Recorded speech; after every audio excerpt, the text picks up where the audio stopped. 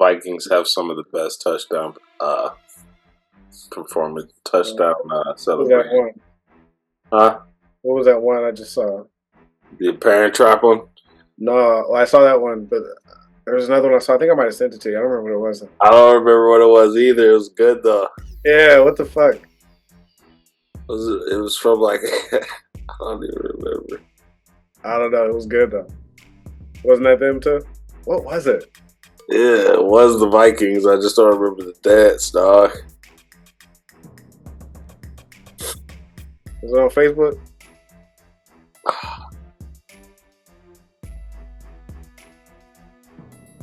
It was the fucking Usher glitch. Yeah. Usher glitch was crazy. The video. That was crazy. That's one of my favorite fucking touchdown celebrations of all time. Fucking. Yeah, they're getting creative over there. Wish I'd have had that one when we were talking about it a couple weeks ago. Yeah, that shit was hard. That shit goes hard as fuck. That's my favorite touchdown celebration this year so far. That one takes the cake. That was dope.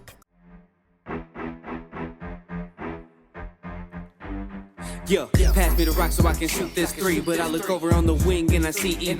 CB the bully in the paint hanging with them trees. And D cutting to the rim, Mr. 3-Man weed. Yeah, they talk a lot of smack, but they don't get no tease. There's not a topic off limits, there ain't no referees. It don't matter the sport, it don't matter the court, it don't matter the field. Things are gonna get real. They gon' hit it off the tee straight from hole 18.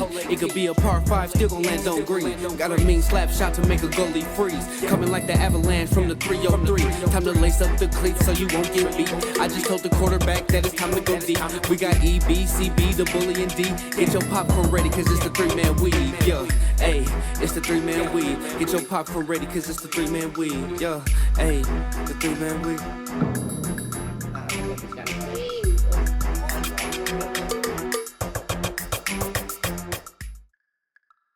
Well, man, we got football, WNBA playoffs, take an unfortunate turn.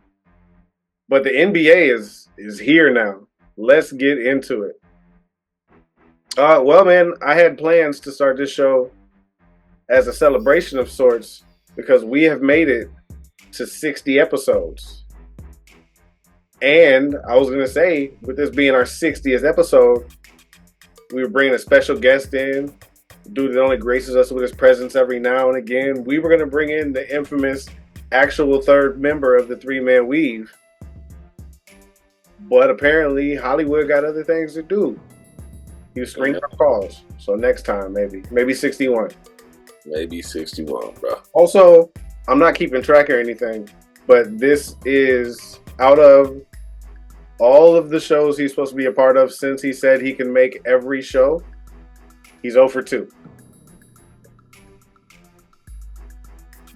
But the Steelers played the Cowboys this evening in a fun watch. Did you catch it at all? I caught a little bit of it. Then I remembered the Lakers were playing, so I jumped over there quickly and didn't make a return. Catching those preseason hoops. The Cowboys ended up pulling the win with 20 seconds left to go, 20-17. Shout out TJ Watt, got his 100th sack of his career. He's the 44th player to do so, joining his brother JJ on the list. That's fine. Cowboys. What's that? Eustace family. For sure. Cowboys defense held up with all the injuries they had. Micah Parsons was out. DeMarcus Lawrence was out. I know Trayvon Diggs was banged up, but he gave it a go. They lost other players throughout the game. Also, Jalen Tolbert, young wide receiver, came up clutch. He replaced Brandon Cooks, who was also out with an injury on the offensive side of the ball, who caught that touchdown with 20 seconds left to go that put the Cowboys ahead. 7 catches, 87 yards on his day with that touchdown. Dak went 29 for 42, 352 yards, 2 touchdowns, 2 interceptions. 2 interceptions. You got, the typical Cowboys game, man. But once again, there was a chance at the end for the Steelers. They didn't end up pulling it out. They almost stopped the Cowboys, had them on the goal line, and they made 2 of the toughest plays I've seen made on the goal line. One of the Steelers players timed it perfectly to hit the running back. He jumped before the running back even really had the ball from what it looked like. Jumped, ended up making the tackle before he crossed the goal line, and his helmet knocked the ball out, caused a fumble. It looked like things were going to go the Steelers' way to close out the game. Unfortunately, it didn't. But shout out that Steelers defense. 2 interceptions, 2 sacks, forced 2 fumbles, recovered a fumble. Is one of the sole reasons I'm still alive this week in fantasy football. Once again, the Steelers defense holding it down for me. But the Cowboys get the win 20-17. They are now 3-2 on the year, I believe. Steelers get their first loss. They're on par. Hell yeah. Want to talk about a couple of other games that had some fantasy implications for us at least. Commanders beat the shit out of the Browns. Slow start for Jalen Daniels in the offense. Luckily for him, this Commanders defense knew exactly where Deshaun Watson was all day. Sacked him 7 times. Deshaun Watson his stat line was sad. 15 for 28, 125 yards. Threw for 1 touchdown. Yeah. That guaranteed money is going to great use. But eventually the offense got going. Daniels finished the day 14-25 for 238 yards. Threw a touchdown, threw a pick. Also carried the ball 11 times for 82 yards. Good for 20.72 fantasy points for yours truly. And Brian Robinson only had 18 yards on 7 carries. Austin Eckler kind of carried the load for the Russian attack. But Robinson still found the end zone twice. So I still got like 13.8 out of him. Other than those guys, too, on my fantasy team, nobody that wasn't a quarterback, it was Jordan Love, got double figures. Oh, and now my Steelers defense were the only double-figure scorers this week. Right now, I have a 50-50 shot to win this week. It's all coming down to what Alvin Kamara does tomorrow night against the defending champs. And another week where I didn't leave any points on the bench, bye weeks and injuries, with zeros across the board.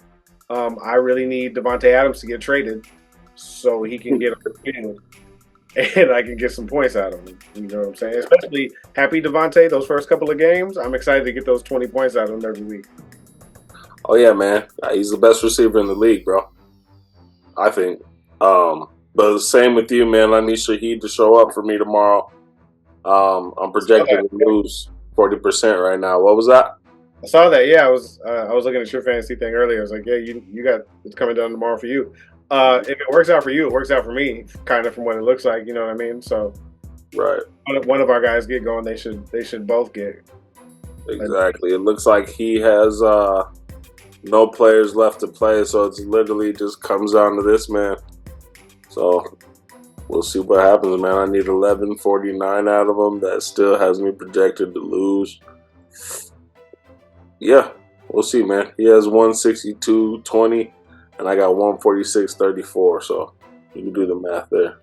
Come down to the wire for both of us.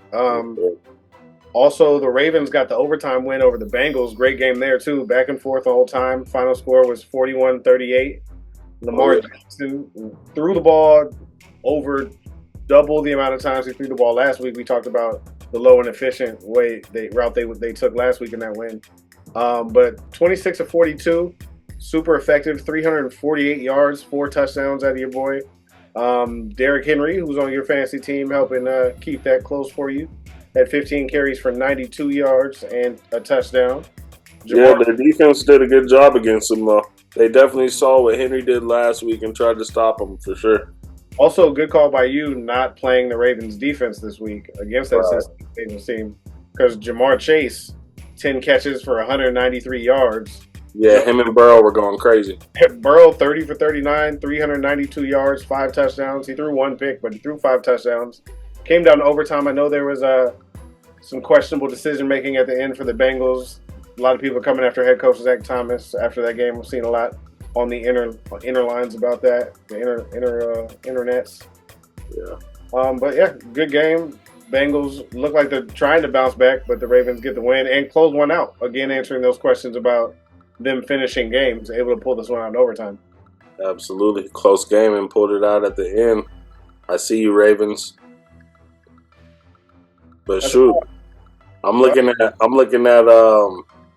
Team Epic's team against Truck Stick, and it looks like Mack Truck might get her first loss, bro.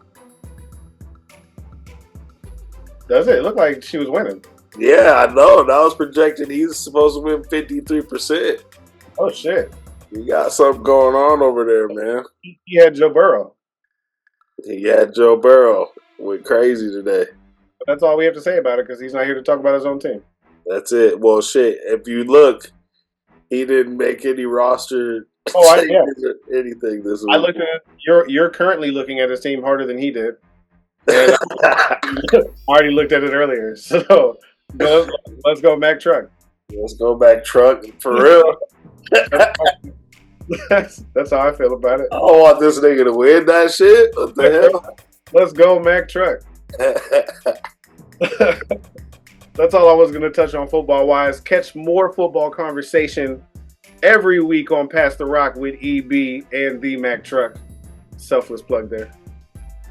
I like that was the first time I did that. I like that. That was nice. Let's talk basketball, man. A couple of things of note. PJ Tucker and the Clippers have agreed that the vet will stay away from the team for the time being as they try to find a situation for Tucker. Bobby Marks reposted a statement from the Clippers PR department that said, "We've had ongoing conversations with PJ throughout the offseason and have both decided he won't be with the team for the time being. PJ is a pro who has achieved a lot in his career, and there's more he wants to accomplish. We will continue working with PJ and his rep to find the best situation for him moving forward." What he was brought over from Philly in that James Harden trade, along with him. Didn't get any minutes really last season, lowest of his career. What is the right situation for PJ Tucker? Go back to Milwaukee. They already got Bobby Portis. Yeah. I mean, he won a ring there recently. You know, maybe they can find the right role for him again. Doesn't seem like any other team can. Maybe the Nuggets. Nuggets might be able to use him on the defensive end. And corner threes. Even a big body on defense in the post. A little toughness go along with Russ too. Yeah, man. Those two, that's not a bad. Need toughness. That's not bad. I like that. He would bring that energy to Russ if you got a couple of minutes. You know what I mean? And they're already cool as shit. EJ too. Those three vets together would be fun, really, for the times they get on the court. Yeah, they're all three of them are already cool as shit. And EG fucks with anybody, or AG fucks with anybody that's on the squad. So him and Russ are already dope as fuck in Dubai and shit too. The Nuggets colorways PJ would bring out. He gonna bring out Melos. Melo didn't even know we're Melos. He would. That's super clean Melos. That'd be dope. You talked about the Lakers-Suns game. Suns ended up getting the win, 118-114. For the minutes the starters got, they looked pretty good. Bron only played, 16 minutes, 19 points. AD had 17. Rui chipped in. The rest of the starters outside of Bron and AD played basically a full half. I'd like to see AR get a little bit more going. Yeah, I liked how he filled up the box score, though. Like, he's not going to be needed to. If Rui Hachimura can get going, then Austin Reeves moving the ball around is going to be really essential. But the way he was that? Go ahead. The way he filled up the stat sheet and had his hands in a little bit of everything, I like that. Especially if he can keep D'Lo involved as well. Yeah. And AR can become more of a playmaker. I'm cool with him getting 9 points if that is 7-8 assists, 6 rebounds, and he's effective. You know what I mean? Blocks. That could be cool. That could be all right. I just peeped. Torian Prince is no longer with us either. Oh. Saw that he got a block with Milwaukee earlier tonight. I did see the Lakers just picked up somebody that was on the Magic Summer League team or something. And that's cool. Yeah. It's going to be exciting to see Gabe Vincent, to get some real time, some real playing opportunity. I would love to see him hoop like he did with the Heat in the playoffs. Preseason is for Gabe Vincent. As much as everybody's talking about Bronny and all that, the Lakers preseason is about Gabe Vincent. If he can be what he was, like you were saying, with that Miami team or something close to that and bring that kind of energy and just hustle and and hit a couple of shots, that'll go a long way. Big shots, maybe even a little bit of Jalen Brunson vibes in the paint. Also, I love JJ Redick's not give a fuckness, just the way he treats the media. Yeah, they want so much more out of him. It's been great from jump. I love it. Keep it up, JJ. Yeah, real player coach so far. All season. Also, what's his name? Cam Reddish. Is he with us? Yeah, he cut the braids off. Got the waves now. See if he's a different player out there because of it. Probably not. I know a lot of people, there's obviously shine on Bronny's debut the other night against Minnesota, but just like in his summer league debut, he didn't do shit. They hyped up the shit he did do. Rob Dillingham, however, the rookie for Minnesota, was out there balling. Hit like 21 points, hit 4 threes, 3 assists. That's what's up. I don't think that's going to be his role right away, at least, with the Timberwolves this season. So, like, I'm not going to go out on a limb and be like, oh, he could still get some Rookie of the Year votes, but if he can kind of run that second unit with Naz Reid, get his buckets like he was doing, and get some spotty run with AE, the rest of the starters, Julius Randle, even Gobert as a lob threat if he can facilitate. I was thinking, like, why not Rob Dillingham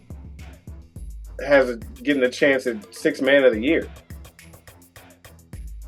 And I don't know if being Sixth Man of the Year would automatically put him in Rookie of the Year conversations, or if he could win Sixth Man of the Year without winning Rookie of the Year. What? I don't know. Nothing like that. I didn't look, but I'm pretty sure none of that's ever happened. But a rookie as Sixth Man of the Year without being Rookie of the Year or getting both, why not? Like, if he can come in and get buckets and bolster that bench for Minnesota, and they got Dante DiVincenzo now too, could happen. Minnesota might be nice. I'm excited to see Caruso with the Thunder too, bro. And Hartenstein. Yeah, they might be running the West, dog. Caruso is like that. Caruso and Dort, bro. That's some muscle, man. They got some muscle over there with them young Bulls, bro. And with motherfucking Shea, dog, they're about to be monsters. And the J-Dubs. And the J-Dubs. And Chet. And Chet, yeah. I'm not sleeping. Sleeping. Chet is second right now in the odds to win Defensive Player of the Year. Behind Wemby? Yep. I bet. Oh, long motherfuckers. Gobert was still like third or something, though. If you over 7-2, you better be in that talk. Right. Well, we just talked about some of the younger players in the league. Obviously, from this point on, the rest of LeBron James' career, he's going to be the oldest player in the NBA. So I wanted to go through team by team and see if you could guess the oldest player on every team in the league. You ready? Can you name the team first? Yeah, that's what we're doing. Okay. So we'll start with the Eastern Conference. The Atlanta Hawks. Oh, shit. Bogdanovich. Ooh, you right. Bogdan is 32. Wow. Young. Younger than both of us. Boston Celtics. Al Horford. 38 years old. The Brooklyn Nets. Ben Simmons. Bojan Bogdanovic. Fuck. 35. Wasn't sure where he was at. Charlotte Hornets. It's your boy.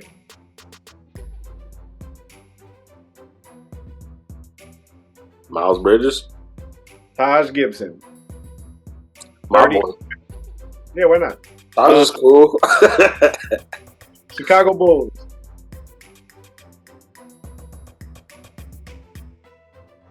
You started off so good. I don't know these niggas.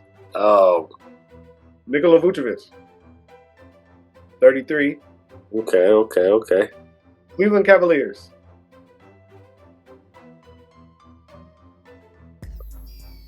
Oh, it's on the tip of your tongue. George Niang. He's 31 with the Cleveland Cavaliers. Crazy. Iowa State product, actually. Mm. Detroit Pistons. Your boy. Harris. Close. You're actually, I think you're either 2 or 4 months off. This was like the closest one, I think.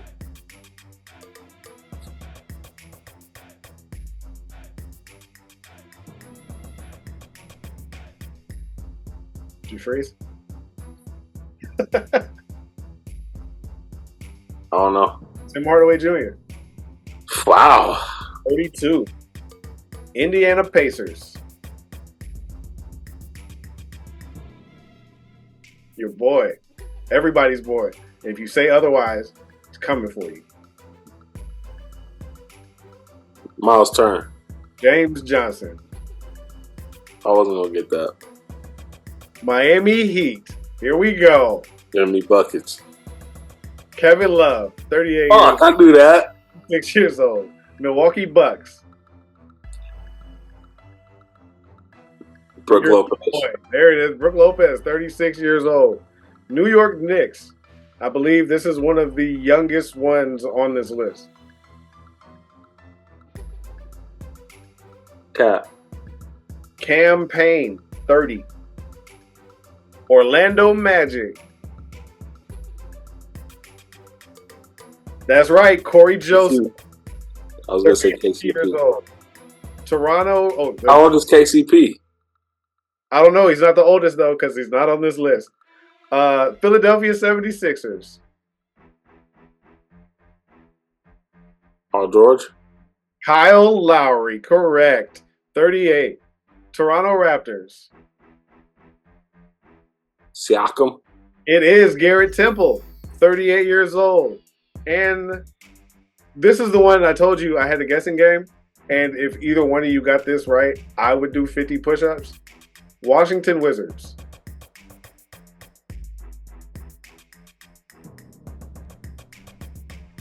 How cool. I'll give you 3 guesses on this one. You get it, I'll do 50 push-ups. I know 2 players on that team. Who are they? It might be them. Kyle Kuzma and Jordan Poole. Not either one of them. It's actually Anthony Gill. Anthony Gill. Woo! Exactly. All right, you killed that. That was the Eastern Conference. You ready for the West? Well, obviously, we're skipping the Lakers. But who's the Dallas Mavericks' oldest player? Clay. Yep, 34. Nuggets. Russell. Oh, DeAndre. There you go. 36. Golden State Warriors. Draymond. Stephen Curry. Houston Rockets. Your boy. Steven Adams. It is Jeff Green at 39 years old. Clippers. Kawhi Leonard. Exactly. PJ Tucker. And Memphis Grizzlies. Another one of the youngest on this list at 30 years old. Bang. Former Defensive Player of the Year, Marcus Smart. I thought he was with somebody else now. No, he's still there. Minnesota Timberwolves. Correct. It's the Aussie Joe Ingles. Pelicans.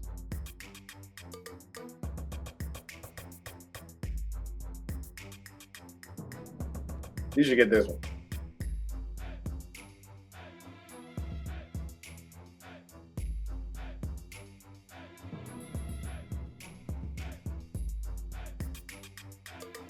CJ. Yeah, there you go. And Thunder. The last 30-year-old on this list. And we just talked about it. Dort. Alex Caruso. Damn, for real? Yeah. He did do 4 years, didn't he, in college? I don't know. And finally, the Phoenix Suns. KD. Yep. While we're on the subject of older players, I saw something that Ramona Shelburne reported. She said that at the end of Kobe's career, he tried to convince the Lakers to sign D-Wade, LaMarcus Aldridge, and Boogie. That would have worked. That would have been a squad. It would have worked. Keep old-ass Derek Fisher at the point. Is he still there? I wonder when it was. Derek Fisher probably long gone coaching the WNBA by then. Kobe would have been owning the Lakers by then. All right, the other guessing game I have for you is one of the other ones I had was if you could name the top 10 coaches currently as voted on by the people that I forgot to write down currently in the NBA. Steve Kerr. Number 4. Jason Kidd. Not on the top 10. Malone. Mike Malone is number 6.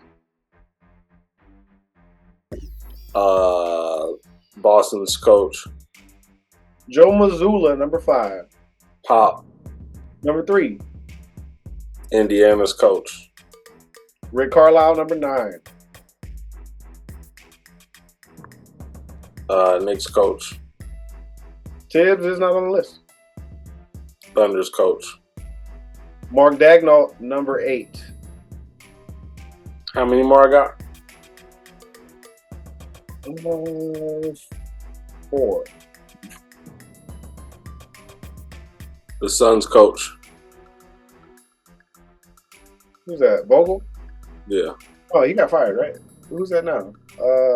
Damn, Vogel got fired? Yeah, Vogel got fired. It's but no, he's not on the list. Philly's coach. Oh, Nick Nurse, number 2.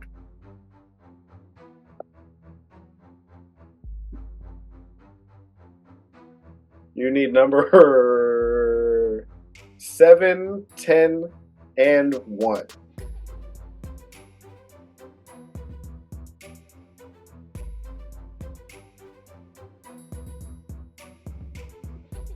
Eric Spoelstra.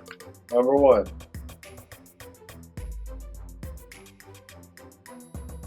Seven and 10.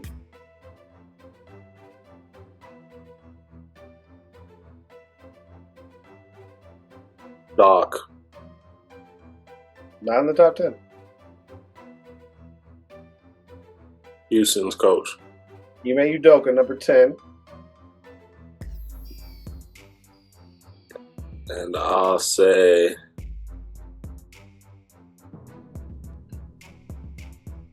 Minnesota's coach. Incorrect. It's Ty Lue. Ty Lue. Clippers.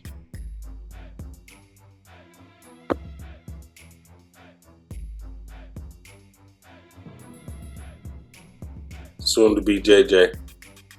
Ooh, I like where your head's at. All right, the last one I had that was supposed to be both of y'all guessing is the top 10 most influential NBA players of all time. You should pretty much just run through this list pretty quickly. MJ. 1. AI. 6. T-Mac. Not on the list. Shaq. 10. VC. Nope. Dwight. Nope. What? Influential. Kobe. 5.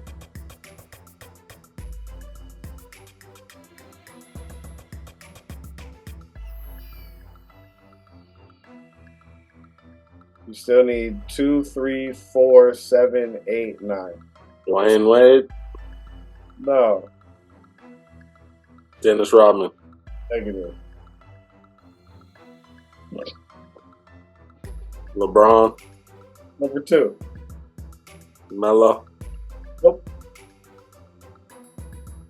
There's good argument for some of these people you've named, though. Timmy D. What? Dirk, No. Jerry West, No. Steve Nash, No.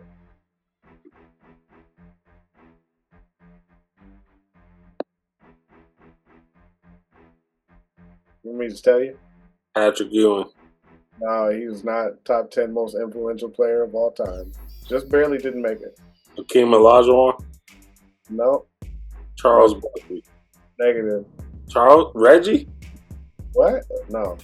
Tell me. Number 3, a player by the name of Magic Johnson. 4, Steph Curry. 7 was Kareem Abdul-Jabbar. 8 was Dr. J. 9 is Bill Russell. It's a good list. Just barely edging out Steve Nash. Just barely. Where was he at? 11? I don't know. There was only the top 10, but I know Steve Nash wasn't there. Probably 11. Probably was 11 or 12.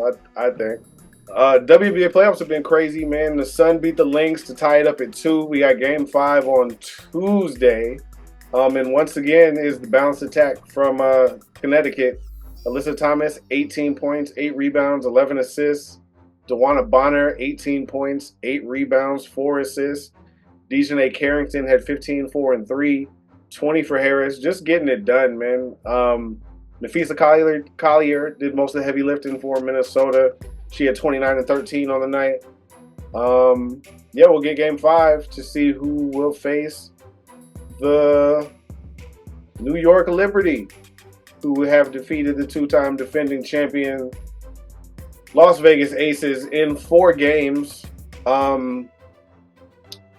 New York won every game this year outside of Game 3. Every game they face each other this year, the New York Liberty beat the shit out of the Aces. And we, all year, we're like, oh, that don't mean nothing. We got the next one. Every game we said that. I said that. You said that.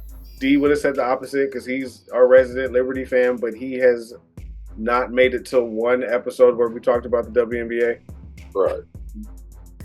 But they got the first monkey off of their back, and now they have the chance to win the first championship in Liberty history. Stewie got it done, 19, 14, and 5, 22 off of 5 of 8 shooting from 3 for Enescu.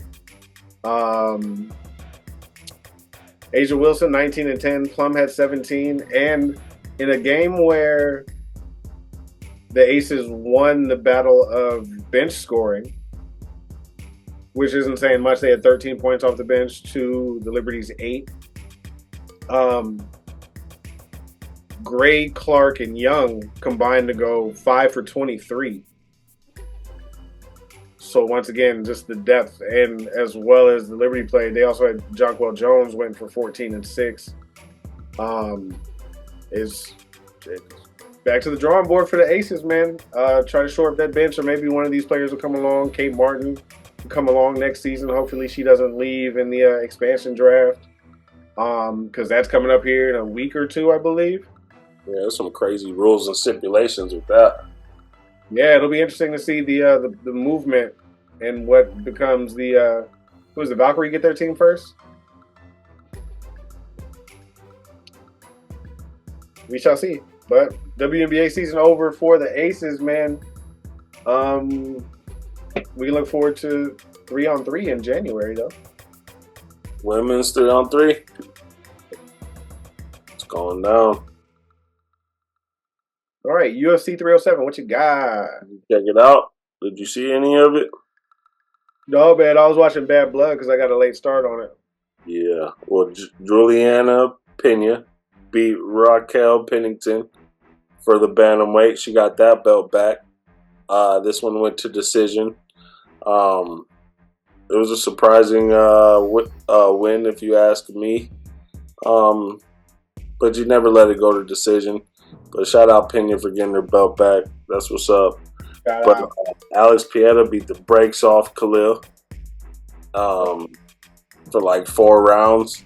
Khalil has heart. He was hitting them hard. But he just doesn't give up. And that what came from that was a straight ass whooping from Alex Pieta. He's kind of just teeing off on him at the end. I do like how it almost looked like Alex was showing restraint. Like, it looked like he could have threw a nasty knee at the end of his exchanges to really end this kid. But if you look at Khalil's face, which I'm sure Alex did up close, he said, no, I don't need to hit him in the face anymore. Not with this knee. There was a literal X gash through his nose. They did say, Joe Rogan and Daniel said they did see a scratch there before the fight, which might have came from sparring, but it was opened up. Eyebrow opened up. Nose was leaking. He's a fucking competitor, but I wish he would have gave up a little sooner. But I do like how Alex was like, it looked like he was like, nah, I'm not going to throw this knee straight up the middle. I'm just going to hit him 3 times in the abdomen and drop him that way. And that's what he did. But I think Alex is my favorite active fighter now. I believe that. I can't wait to see him fight again. I'm ready for Bones Jones, man. Bones Jones, man. I think that's like 2 cards from now. 309? Yeah, and I think it might be his last go. I'm okay with it, man. Go out on top. All of that blood you just talked about is a good transition. WWE Bad Blood happened just right before UFC 309. TKO played that beautifully. Even had Michael Cole at the end of the broadcast saying, "Don't forget about our press conference. UFC 307 starts now. Go watch it." But Bad Blood started off 27 years to the day after the first Hell in a Cell match at Bad Blood. We get another Hell in a Cell match at Bad Blood. They stopped doing the Hell in a Cell pay-per-view to bring back the meaning of Hell in a Cell and the importance of Hell in a Cell. This one had the end of the rivalry between CM Punk and Drew McIntyre. Hell of a match through the end. Brutal. The story they told of their hatred in this match was incredible. No crazy spots on top of the ring. They kept it all confined to the inside. Using toolboxes, wrenches. CM Punk got opened up. He was bloody than a motherfucker. Drew McIntyre was, you want to talk about leaking out of his forehead. He had that crimson mask, as they call it. This is the first time in a long time WWE's had blood like this. And it hammered the point home, man. This match was intense. Great way to start the show. CM Punk ends up getting the win. One of the crazy spots is there was one time where Drew McIntyre was going for his finisher, the Claymore. CM Punk moves out of the way. Drew McIntyre hit like tailbone, lower back, spine first on the edge of the steel steps. Did it look like he was even supposed to fall? It looked like he was our next Christopher Reeves. Like that looked. That's the first thing I thought was, paralyzed. He's never doing anything again. It was bad. The way it looked. He got up, walked away and shit, but like that shit had to hurt. But either way, these guys are done with each other, at least for the foreseeable future. CM Punk could be on to a feud with Gunther over the world title. Who knows what'll happen with Drew McIntyre? I'd assume they keep him off TV for a while to kind of sell the end of this match, because both of these guys talked about ending the other's career. So putting CM Punk over, we probably won't see McIntyre for a few weeks. Crown Jewel's 4 weeks away in Saudi Arabia. I don't know if he's even back by then. But on the road to sort of like Survivor Series and stuff like that, we could see Drew McIntyre poke back out. The second match on that card was for the WWE Women's Championship.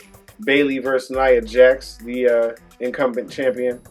Another solid match from these two. They've had great matches in the past. The real story of this match was the possibility of Tiffany Stratton cashing in the Money in the Bank briefcase. She's been kind of the sidekick to Nia Jax. So is there a men's and a women's cash it in briefcase? Money in the Bank, yeah. Money in the Bank. Yep.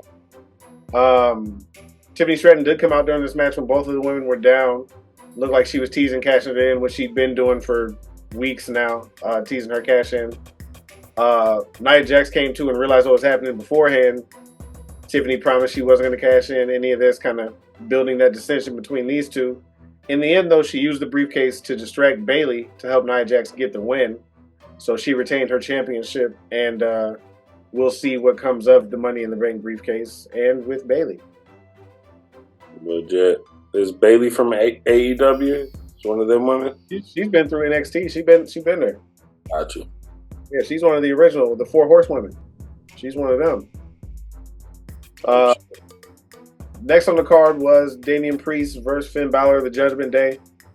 Least interesting match on the card. Judgment Day looks weak again. They just keep getting beat. Damian Priest essentially beat 3 people in this match with Carlito and JD McDonough coming down to interfere, only for all of them to get laid out and Damian Priest to get the win. But this feud will continue, especially with the Rhea Ripley, Liv Morgan of it all, which I'll get to in a sec. Up next was a Triple H announcement with Crown Jewel, as I mentioned, being 4 weeks away. Triple H announced that we will have both the World Champion and WWE Champion for the men and the women face each other at Crown Jewel to determine the best of the best, the champion of champions, the Crown Jewel, if you will, of WWE. The Crown Jewel Championship, which is a big-ass, shiny-ass, gigantic belt, title, excuse me, will be on the line, champion versus champion in Saudi Arabia. At this point right now, that match would be Nia Jax versus Liv Morgan or Rhea Ripley, who would face on later in Bad Blood for the Women's Championship. And then the men's side would be Cody Rhodes versus Gunther or Sami Zayn. They face off Monday on Raw for the Men's World Championship. After that announcement, Gunther came out, interrupted Triple H, talked some shit to Goldberg, who was at ringside. Goldberg hopped the guardrail And spirit somebody. looking for a fight. I thought it was going to happen, but security kept them separate. Nothing ended up coming of it. Sami Zayn comes out, attacks Gunther, gets the upper hand on him. I think Gunther ends up laying him out too, though. So we'll see what happens with them on Monday night. Sami Zayn is the last person to beat Gunther when he ended his 666-day championship reign as the Intercontinental Champion. So there's hope there that Sami Zayn can get the job done and get his first world title. Next up was Rhea Ripley versus Liv Morgan for the Women's World Championship. In this match, Dominic Mysterio was suspended above the ring in a shark cage just so he was unable to interfere. Rhea Ripley had control throughout the match. Was there sharks in it? No, it's like one of the cages, shark cage, sorry, not Shark Tank. One of the cages where like you go and you look at sharks and they like swim around you and shit. One of those. Somehow Dominic got the cage unlocked during this match while Rhea had control, which kind of distracted her. At one point, he ended up falling out of the cage, but his leg was wrapped up in a chain, so he ended up hanging upside down from the shark cage. And right at this point, Rhea Ripley had the match won, took her eyes off the prize, could have got her title back, the one that she never lost. But she decided to take this time instead to grab a kendo stick and treat Dom Mysterio like a fucking piñata. Beat the hell out of Dom Mysterio with that kendo stick. This also opened up a chance for Raquel Rodriguez to come back, Liv Morgan's former tag team partner, who Rhea Ripley also injured. Blindside Rhea Ripley, draws a disqualification. Liv Morgan retains her title, and Rhea Ripley must get her revenge another day. Sounds like a hell of a match. Twas. The final match of the evening, though, was where we get the big shit popping. It was Cody Rhodes and the Tribal Chief, the OTC, Roman Reigns, against Solo Sikoa and Jacob Fatu. I knew the whole time that Reigns and Rhodes were going to win this match. We got brief encounters with Jacob Fatu and Roman Reigns. They're not letting us get all the way there yet. They're holding that off, and that's going to be a big money match later on down the road, whether it's at the Rumble or possibly WrestleMania or something along those lines. But they can push that off for a long time. There's a lot of story to tell still with this bloodline, and that's where the focus was in this match. The question of whether Roman Reigns would have Cody's back throughout the match was answered. He did, had his back through the whole match, and took the hot tag to Roman to really get the baby faces in control. Late in the match, when they did have control, the Tongans came out to assist their tribal chief, Solo, and the enforcer, Jacob Fatu. But Solo notices a third figure, behind the SmackDown Tag Team Champions. It's another guy in all black, got a hood on, and a bandana covering his face. Now, as the Tongans turn to figure out who this gentleman is, they're both fed super kicks. The hood comes down, the bandana comes off, and it is the return of Jimmy Uso. Back, having the tribal chiefs back, laid out the Tongans. Roman Reigns gets the spear on Solo. The babyfaces get the win. Afterwards, Roman and Jimmy, after they hug and embrace, and Roman realizes somebody has his back again and he's not alone, they go to leave, and New Blood attacks Cody Rhodes. And Jimmy's like, what do we do, Tribal Chief? Do we help him? He's like, no, that was a one-time deal. I already helped Cody. Fuck him. Basically, you know what I mean? And Jimmy's like, come on, Tribal Chief. Just one more time. Just one more. So they go in, they make the save, they help out Cody Rhodes. Roman notices the undisputed title laying there. He picks it up, looks at it. It's been a while since he's had it. Since WrestleMania. This was his first match since then. He hands it back to Cody, the rightful champion, and as Cody goes to raise it in the air, if you smell, the final boss comes back, Versace vest and all, People's Championship on his shoulder, goosebumps everywhere, his head, everything included. His music stops, and it looks as though he's going to go acknowledge his tribal chief and the original bloodline as he did once before. But instead of the one, he counts to 3 for the 3 in the ring that just made that save on New Blood. It goes like this. The music hits again, The Rock leaves, and that was the end of the show. So, way more to come from the Bloodline. The Rock is back. Jimmy Uso is back. Bloodline is back. We could probably get New Blood versus the OG Bloodline at Survivor Series War Games, is what I've been saying for a while now. We could get the appearance of new Samoans. Sami Zayn can end up back with the Bloodline. The Intercontinental Champion Jey Uso still yet to go back into the fold with his Bloodline story. So a lot to come from that. And on top of that, after the show, Cody Rhodes was conspicuous by his absence at the press conference. Because, you know, he's that face of the company. He does every press conference. Even when Triple H isn't there, Cody Rhodes handles the press conferences. We find out from a fan video later on, there was a heated exchange between Kevin Owens and Cody Rhodes outside of Cody's tour bus, to which Kevin Owens then beats down Cody Rhodes. So now we got a full-on KO heel turn on top of all of this Bloodline stuff. And nice touch by WWE by using like a cell phone that looks like it was some random fan that just caught this video somewhere somehow. Like, we know everything in WWE's for a reason. So good job making this kind of blurring those lines again. But we got a full-on Kevin Owens heel turn. I'm interested to see what this means for Randy Orton. He's been enjoying a nice run as a babyface. Kevin Owens and him are a tag team. He also is friends with Cody Rhodes. They have a long-ass history, both as second-generation superstars and all of that. Well, third for Randy. But we'll see if this also means a return of heel Randy Orton, which, you know, I think is where you get some of the best Randy Orton. That's the best Randy Orton, for sure. I think Randy Orton was that guy, you know what I mean? Like, the voices in my head, Randy Orton, like psychopath Randy. But, you know, he's in a good place in his life right now and enjoying the fans singing his song and all that. So maybe he doesn't turn heel, but I'm cool with another Randy Orton heel turn, especially with John Cena coming back, making his final run starting in January, the last year of Cena. We got to have heel Randy Orton for that. Man, got to. You know what I'm saying? Yeah.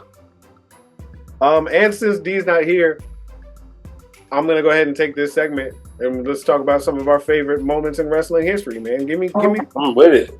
Give me one of yours. What you got?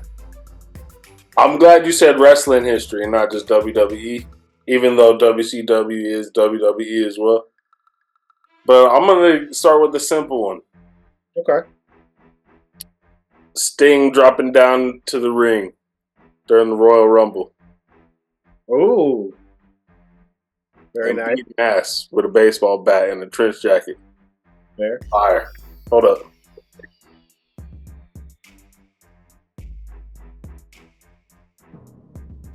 What you got? The first one I'm gonna go with is 1996 Bash at the Beach. Hogan joins the Outsiders and is third member of the NWO. Kevin Nash and Scott Hall running wild through WCW. People thought Hogan was coming down to make the save. He drops that leg on Macho Man Randy Savage. We get a turn that nobody ever thought would happen. Just like we saw with John Cena, nobody ever thought Hulk Hogan would turn heel. And the birth of Hollywood Hogan is some of the best stories. One of the best heels of all time. Exactly. So that was one of my favorite memories is the Hogan turn at Bash at the Beach. Yeah, it's one of my first memories for sure of wrestling. Another one was the introduction of Undertaker's brother. Oh, Kenny. That was my next one. Nice. It's a good time. I don't remember exactly when, but that's probably one of my absolute first memories of wrestling. You don't even give a shit when I talk, do you? When I started talking about Bad Blood, I said 27 years ago, yesterday, was the very first Bad Blood and the very first Hell in a Cell. That very first Hell in a Cell, Undertaker Shawn Michaels, the debut of Kane. Very nice. It was 27 years ago. Yeah, that's when I started watching wrestling. Right. Since you took that one, I'll go with April 1998.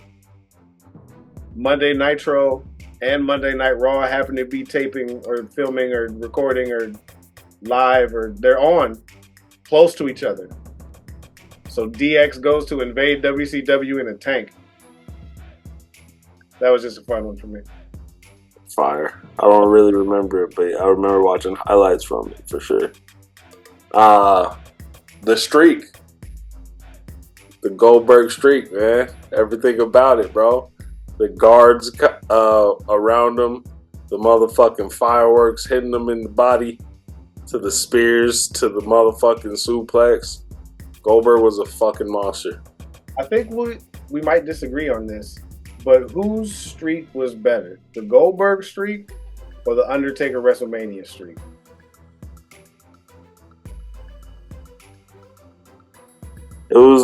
I think Undertaker's was a greater story.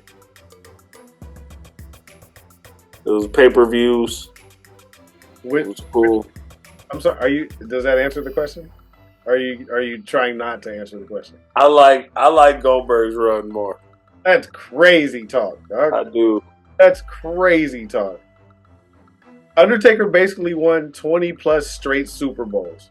That's the least Vince McMahon could do. 20 plus straight Super Bowls. And you're giving Goldberg and his 6-second squash matches over the Undertaker streak? You couldn't beat him, man. Undertaker got beat everywhere else. You couldn't beat Goldberg anywhere. You changed. You couldn't beat Goldberg anywhere. Shout out Undertaker, though. It's one of my favorites as well. Another one of my moments was sometime in 1999. Stone Cold Steve Austin drives the beer truck through the arena and soaks Corporation and Mr. McMahon and everybody. Yeah. Every Stone Cold moment. Bringing out the milk truck. The fucking grocery store fight with him and Booker T. Man, that was epic. Was the first episode of SmackDown? Was it? I think that was the first episode of SmackDown. When they were like almost separate, pretty much? Yeah. That was a crazy time. Jericho, the undisputed champ for a while with the 2 belts. Yeah, I forgot about that. You know what I'm saying? Brock versus Rock. Crazy time. Rock and Cena. Remember WCW Big Show, the Giant? Like when he was still super athletic and shit like that. The Giant was fucking dope. He was doing front flips everywhere. Yeah. You seen him now, man? His walking is treacherous. Yeah, he's a giant, dog. They don't last long. Look at Shaq. Shaq's got no hit. I asked him New Bull for an autograph. He said he couldn't because he was crippled. Yeah. I said you could scribble Bull, bro. Rest in peace. Last moment I had was another bash at the beach. Just weeks after the Chicago Bulls defeat the Utah Jazz for the 2nd straight year in the NBA Finals, we get Diamond Dallas Page and the Mailman versus Hollywood Hulk Hogan and the Worm Dennis Rodman. Now that was epic. That was an epic time between basketball and wrestling for us. Wrestling here, as well as Karl Malone's ring attire, was trash.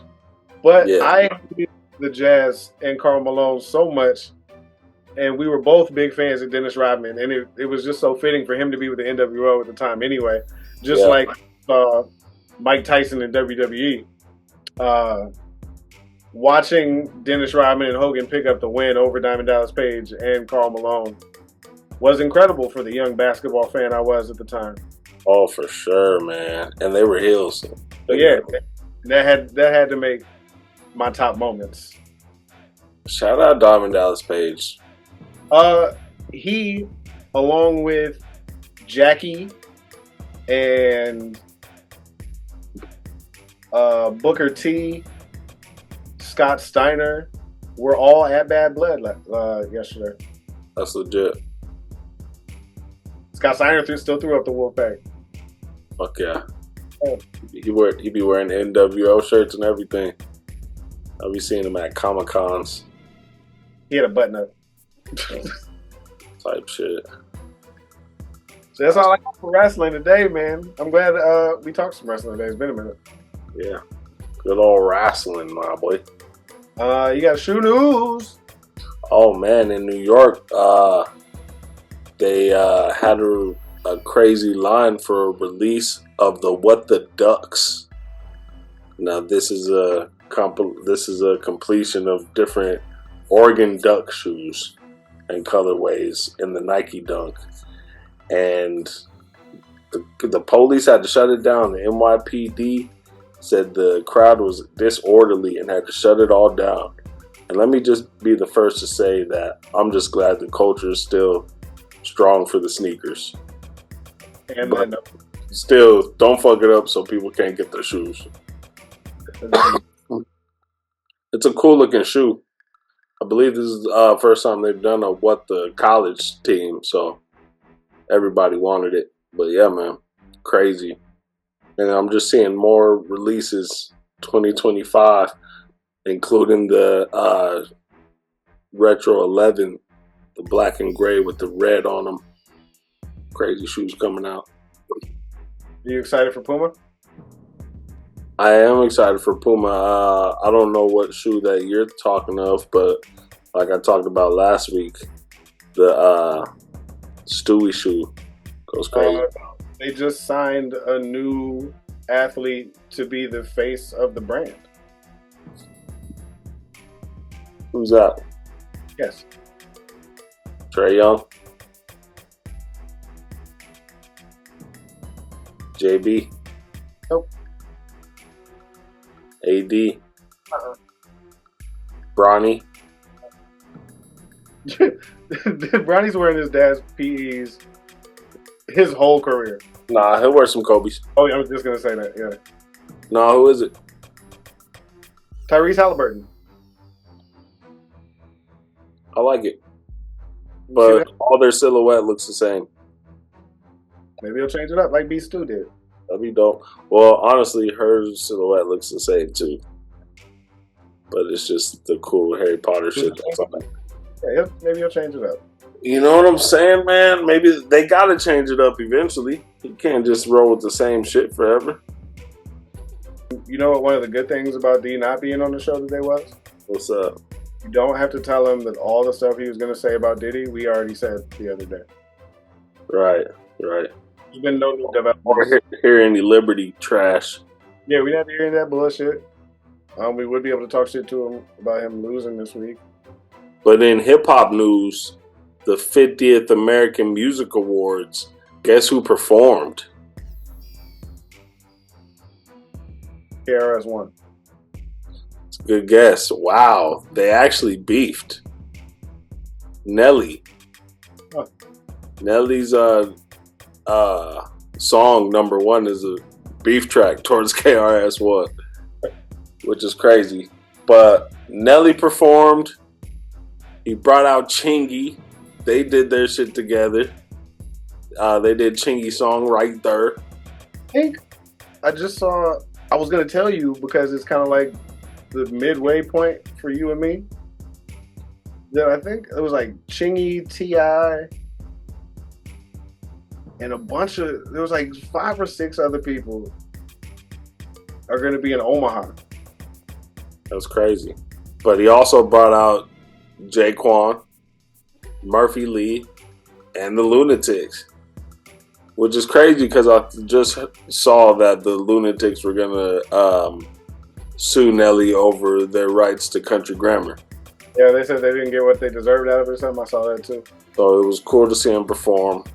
Shout out St. Louis as a whole, and shout out the Music Awards for,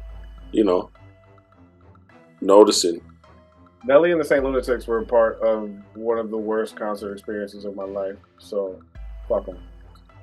Nelly during around 2020, before he got with Ashanti, it was kind of nasty. He looked like he was trashed everywhere he went. Terrible. Yeah. He was billed as Nelly and the St. Lunatics. The opener was some local cat from here. It was garbage. And then they waited until all the booze in the venue was sold out, just so Nelly made sure he got paid before they went on stage, which I'm okay with. Cool, get your money. But then the entire show of theirs I think they were like an hour and a half late or something like that, and we stayed just because I wanted to check Nelly off the bucket list. You know what I'm saying? So the entirety of this Nelly and the St. Lunatics portion of this concert was 30 to 45 seconds of the hits. And Kiwan, his brother, was the only other person that even attempted to rap the whole time. Trash. Worst show ever. Probably the worst hip hop show outside of like local bullshit I've seen in my life. Like when we had to sell tickets to shows and all of that. Yeah. The worst show, hip hop wise, I've seen in my life. It's crazy how you put it on TV, all that shit changes. And it's just crazy. Like some of these dudes don't give a shit no more. They just come and collect their checks. Like the difference between seeing that show and watching Meth and Red go crazy at Red Rocks when half of the crowd wasn't even into it like they should have been, and they were still doing their fucking thing. And they get down, and then watching Meth do it again with Wu-Tang and the way Nas and Busta Rhymes get down on stage still, and what the fuck I saw from Nelly was just ugh. Yeah, man. Do better. I mean, that's the same thing with that's another reason that you would rather Kendrick than Wayne. Right. And Wayne's admitted his mistakes, and that's why he didn't end up getting a Super Bowl. Or one of the factors of him not being considered was not showing up for shows, not doing rehearsals seriously, and that type of shit. Not enthusiastic. The Kendrick show is going to be crazy. The show's going to be nuts. And for that little song that Wayne does do, it's going to be a good part of it. Just like he should do 3-peat because it's going to be the Chiefs up there anyway. Not only is Kendrick going to bring out Wayne, Kendrick's also going to bring out Drake. They're going to squash a beef, debut a new fucking song, and announce a tour. It's going to be the biggest moneymaker of all fucking time. How mad at you at that? What did you just say? How mad are you at that? I would be more mad when I like the first song I hear. Like the song they do at the Super Bowl is probably going to be fire. I'm going to be mad about that. The only thing that I really, for real, legitimately drops the beef at the Super Bowl. The only thing that would really make me mad is if they bring out J. Cole too. That's the only thing that would make me mad, and then I wouldn't be able to listen to that new track he got with T Grizzly. T Grizzly. I wouldn't be here because we got a good thing. So we'll see you again. We'll see you, man. Oh, what you want to hear from? What you want to hear from Kendrick? Something based on KMI vibe, or just say Drake? I don't want to hear either one of those. I want to hear everything else. Like, leave those two songs out. I mean, They Not Like Us is gonna happen. I hope it only happens once. I hope it involves a marching band. But other than that, no, I don't need to hear Bitch Don't Kill My Vibe. Like everything else, Money Trees, like like everything else Kendrick has ever done could be in play.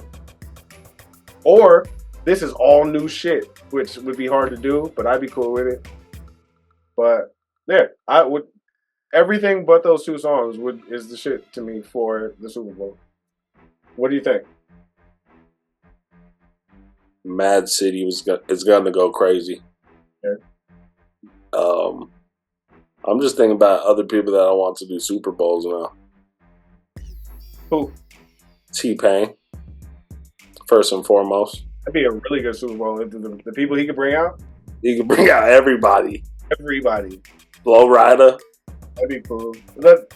Why'd you start with Flow Rider? Cause, bro. You got everybody like Flow Rider. What like the Flow Rider? Who gives a fuck about Flow? You could have named everybody on the I'm Chris So Brown. That shit would be so nuts. Everybody on the I'm So Hood remix. You could have named a J. Cole one would be dope. You could have named Pete and Boss. They could have came out with T-Pain. You started with Flow. Yeah, J. Cole one would be dope. I'd love to see a Kanye one too. Kanye would be a good Super Bowl. That douchebag song, if the Chiefs are in it, Taylor Swift being there and shit, it would be funny.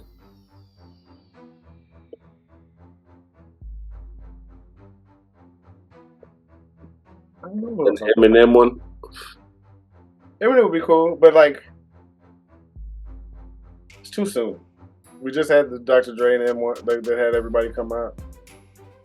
Nas.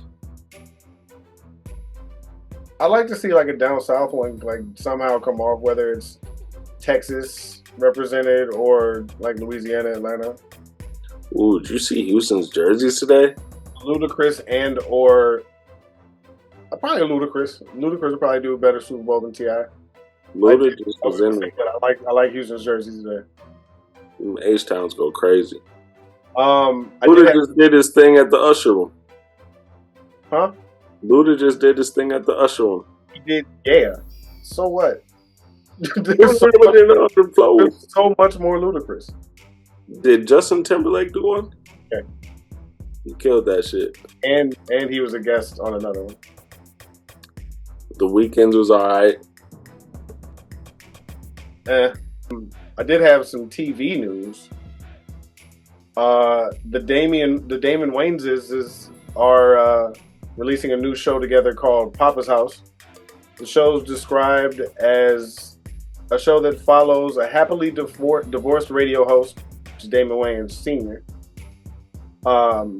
who's challenged at work by a new female co-host and at home, still parenting his adult son, Damon Wayans Jr., who is trying to pursue his passion and be a good father and husband. Cool thing about this show is there's going to be a lot of opportunities for guests. Two such guests that have already been named for the show are Tommy Davidson and Lamorne Morris. Now, Tommy Davidson, famously a co-star on In Living Color, also in Booty Call, multiple other comedy legend. A friend of Damon Wayans, obviously, will be a guest on the show. And Lamorne Morris, who played Winnie the Bish on New Girl with Damon Wayans Jr. He will also be playing Garrett Morris, another comedy legend, the first black cast member on Saturday Night Live, who you probably remember better from he was Uncle Junior on the Jamie Foxx show. Lamorne Morris will be playing him in the new movie called Saturday Night. But it'll be cool to see if any other appearances. I'm going to check out this show. I'm kind of curious about it. I think it drops next week. But see who else they bring in. Do we see some more Wayans? It'd be nice to see some of them in there. Do we get Schmidt from New Girl as well? You know what I mean? Like Nick. I like that they're still doing shit. I like that they know their fan base, and Damien Jr. with his new base and us with the old base, you know what I'm saying, and keeping us in mind and making a show because we're gonna watch it. I still need like a 2-hour reunion special, as well as 8 to 10 part Wayans / In Living Color docuseries. I need those two things. That'd be great. They just did one In Living Color episode. That's the 2 hours. The 2 hour special is the reunion. That's what I'm talking about. But I also need a docuseries of the Wayans and In Living Color and what's happened since, like all of that. I think the only person that wouldn't show up for it is J-Lo. Who gives a fuck? If Jim's there, it's gonna be popping. Jim will be there. Jim will be there. If Keenen Ivory Wayans makes that phone call and says, "Yo, I want to tell the story from beginning to everything, that all of the In Living Color, to how they created the Super Bowl halftime show that we just talked about, wanting all these stars on, like everything that came into making all of those stars, from David Allen Greer to Jamie Foxx to just so many all the Wayans. I want to see that. I need the Wayans story to be told from everybody. That's why I need so many episodes, because I want to see it from Keenen creating it, to Damon becoming the right-hand man, to Sean and Marlon coming up, to Kim not getting the respect, to Jamie and Jim becoming what they became. Like all of that. I want to see all of that. Yeah, we need that. We need that. You got any else? What? They know we need that. Yeah, they need that. They deserve that. Absolutely. Any L's this week? Khalil Roundtree Jr.'s nose in the post press conference, in the post interview with Joe Rogan, in the middle of the ring, as he was talking, a blood loogie came out of his nose and just lingered for a while until Rogan told him to wipe it off. But yeah, it looked nasty. That nose was fucked. You should look at that man's face, bro. It's insane. Crazy gash in his eyebrow. The X gash in his nose. Man, I wish he would have gave up earlier. They're built different, though. Alex Piet is a motherfucking monster. He's not losing shit. He said he's staying in light heavyweight. He's there to stay. There you go. Come find me. Right. He said, I like it here. I'm right here. Come see me. Oh, and also, I'll say this for Bully. My L isn't even for me. This comes courtesy of Dennis from Match My Energy Pod, aka Chiefs Kingdom. He just wanted to hand you that L right back that you tried to hand him on our last episode for him not starting Kirk Cousins, and it looking like he's still going to beat you. So he said, go ahead and take that L right back, or if you will, return to sender, please, sir. It's not over yet. Indubitably. Bully of the week. It is not over yet. Bully of the week. First. Me first? Yeah. I was originally gonna give it to TJ Watt, but they lost. If they'd have got the win out, I'd have gave it to the whole Steelers defense. I'm gonna give it to CM Punk, man. Not only did he win Hell in a Cell on the 27th anniversary of the first Hell in a Cell in a Bad Blood, he also paid homage to the HBK Heartbreak Kid Shawn Michaels with the Heartbreak emblem on his trunks, paying homage to the Heartbreak Kid who was involved, as we talked about, in the very first Hell in a Cell. Shout out CM Punk. That's fire. And he was, loudly a Bret Hart guy.